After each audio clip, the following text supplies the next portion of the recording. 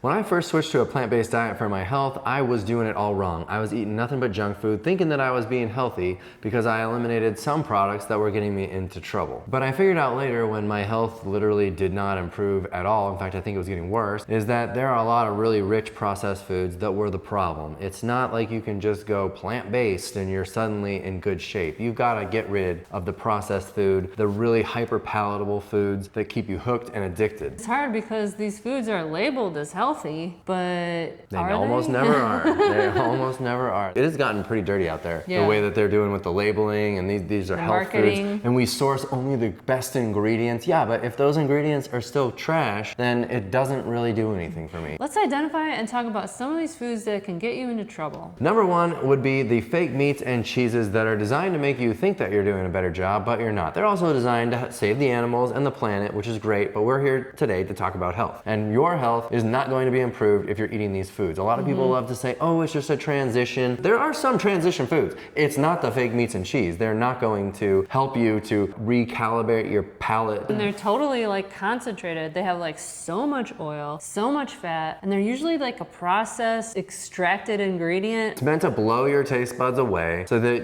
you want to keep coming back. And then the marketing on the packaging makes you think you're doing something healthy, but you're not. Can you eat them once in a while? Sure, we do, but we don't make them a center point of our meal ever. We don't bring them into the house. They're a special occasion thing. If you can do that and still maintain your healthy diet, great. If not, get rid of them altogether. Number two is smoothie bowls and acai bowls. Boy, do those ever lure me into the storefront. They're trying to pitch this like healthy smoothie bowl type thing, which if you make at home is totally healthy, but if you eat it out, you're essentially eating ice cream. I thought going to get an acai bowl was like this less sugar, less fat. No, it is ice cream that's acai flavored. Yeah, exactly. And then they throw in some fresh fruit. Excellent. A little drizzle of nut butter. Okay, no problem. But like, it's all fat and sugar at its core. And then they throw on the agaves and all that on top of that. And it's like, what are we doing here? This is no different from just regular standard American food. Again, these are not foods that are gonna kill you because you went out on a Saturday and had a little fun. We're talking about, should you be eating this all the time? And of course you should not. If health is your goal, weight loss is your goal, whatever, then you should probably avoid these foods altogether. Speaking of nut butters, that can get you into trouble too. They can be perfectly healthy foods because they don't have a lot of ingredients, but sometimes a little bit of salt. Nut butter in itself is not a bad food to be eating. We love to put a little bit in the kids' oatmeal. Use it as a condiment, not as a centerpiece to the meal. Maybe you add a little peanut butter to a sauce to add a little richness. That's great. But when you start putting it on everything and you eat a peanut butter sandwich, you're eating spoonfuls of it out of the jar. I know, I've been there. Don't feel bad, but just understand that it's not doing you any favors, especially when it comes to weight loss. You gotta get the calorie density, the number of calories in a bite of food down. And when you add a bunch of nut butter, it's only going up. And the same goes for nuts too. It's so easy to think of them like a snack food, and then they start to become your home meal, and then you're grabbing them at the convenience store, a little thing of pistachios. Again, it's like, it should be just sprinkled on the food or made into a sauce. Try not to grab them at the store. Have your pimp. Have the potato in your pocket. That's what's gonna save you.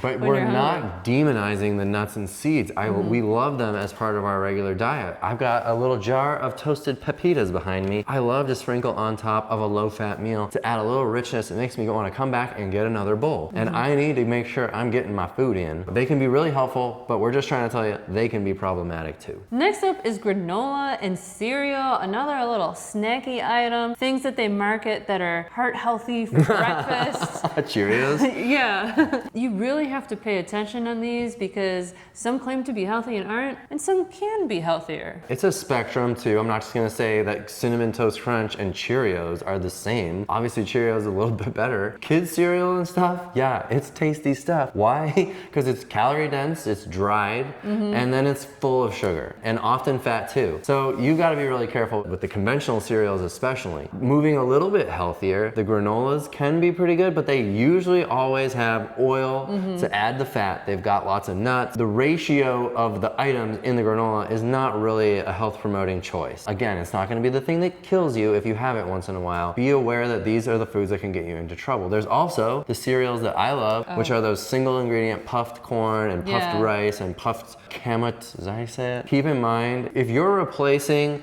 bacon and eggs, those dried cereals are actually a pretty good transition food option. Especially if you load them up with fruit too, and so it's like a really balanced That's a good point. breakfast. They're not going to help you with weight loss since they're a little higher in calorie density. It's not like eating a handful of nuts, but it's still more calorie dense than a bowl of oatmeal. So what about avocado toast? That's pretty trendy. Yeah, I can get you into trouble too. Why, Reeves? Avocados are a little fattier than anything else you could be having for breakfast that might be like a whole starch, for example. Yeah, like a bowl of oatmeal or whatever. Avocado is a perfectly healthy food. We eat it most days. But when you start to turn it into avocado toast and you make the avocado the centerpiece of the meal, that's when you can definitely get into trouble. By all means, enjoy a little bit of avocado. But enjoy it like you enjoy your nuts. Yeah. And just a little sprinkle of diced avocado on top of the meal to keep you interested in the meal. Putting it on bread or toast is even more problematic because now you have even more calorie dense toast. If you're getting it out in the store, it's garbage toast too, which means it's highly processed. It's not just like your Ezekiel bread, but it's still more calorie dense, so it's not gonna help you with weight loss. Is it a great snack food that we eat from time to time? Yes, but it can get you into trouble. Another one of those snacks that we love to grab are dried fruit. I know this guy can crush a bag of dried mango. Don't know if I'm revealing all your secrets here. That's okay, I talk about it all the time. I am in rehab. Dried mango is really good. Try to find, if you're gonna eat dried fruits, try to find single ingredient, again, where there's no added sugars. It is very common to find the dried mango, for example, where it's totally coated in sugar. That's dipped in no chocolate. good. If weight loss is your goal and bringing your calorie density of the food down, then probably best to avoid the dried fruits. And just eat the whole fruit. Yeah, wet fruit. Dried fruit can be a really handy convenience food if you don't have time to eat and you just need to get some very healthy calories in. They're just dried. Then it can be really helpful.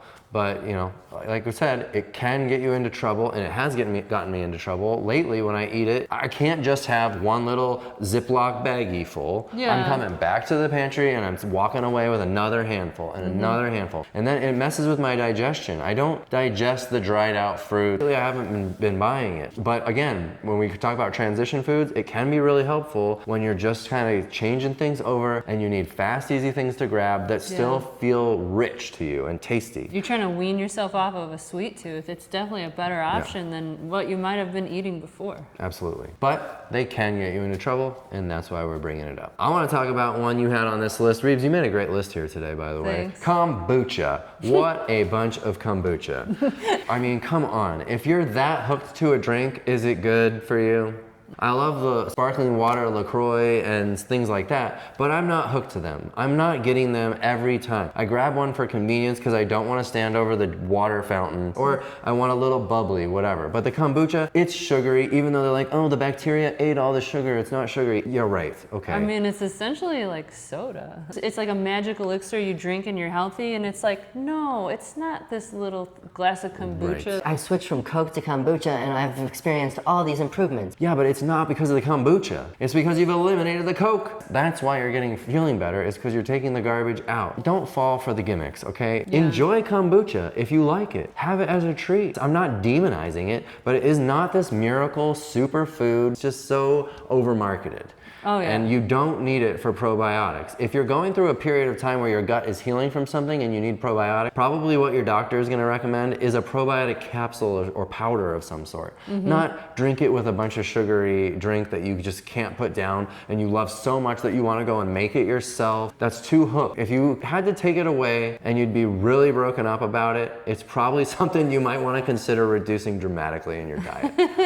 I don't feel that way about potatoes, though. If you took potatoes away from me, I'd be really upset. But I know that's a healthy food. It's so easy to have these marketing gimmicks around these things that sell really easily because they have the salt, oil, or sugar. But it's the potatoes, it's the vegetables, it's the rice. Those are the things that we should be making the center point of our diet that aren't getting a whole lot of media buzz. The things you don't see in the commercials, that's what you want to eat day in, day out. True that. I've got one for you, Reeves. Protein powders. These have been all the rage. Oh, there's the vegan ones. There's the pea protein and the chickpea protein and all these. You don't need powders for this. If you're eating a diet that is adequate in calories that keeps you alive instead of dead, then you're getting enough protein. Are there exceptions? Perhaps. As you age, there's been talk a lot about sarcopenia and all this, but really what you need to do there is eat more starches and go to the gym and use the resistance training, weightlifting, use those muscles. Most likely it's not a lack of protein. Obviously, I'm not a doctor. You should talk to your doctor, but chances are you don't need to be running after the protein. It is so hot online right now. Yeah, I cannot watch a video without being pitched a protein powder. But all of the healthy, whole natural foods that we eat have lots of protein. If you're worried about it,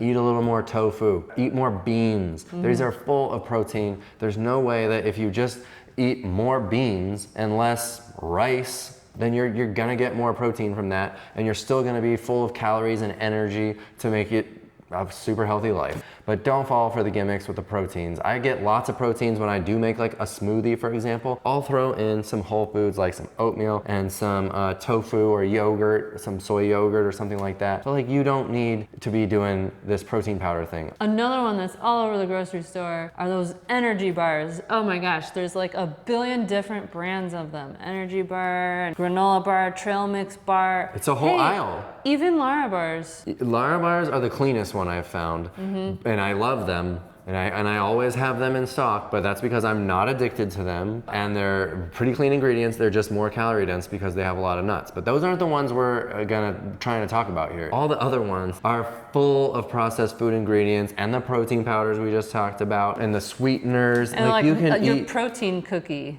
No, what is that? You can just eat some real food ingredients. If you can find a bar that really does have basic ingredients, not a bunch of agave and all the sweetening, all these things. That's why I like Lara bars, because it's usually concentrated kind of fruit like dates or figs or whatever, and some nuts. Maybe they'll throw in the chocolate chips in some of them, which is, you know, a little more calorie dense yet. You can find better bars, but still they're calorie dense and still they can get you into trouble. If you buy a 12-pack of Lara bars and it's gone in 2 days, you probably should not be eating those. You know what everything on this list has had in common? It's all really expensive.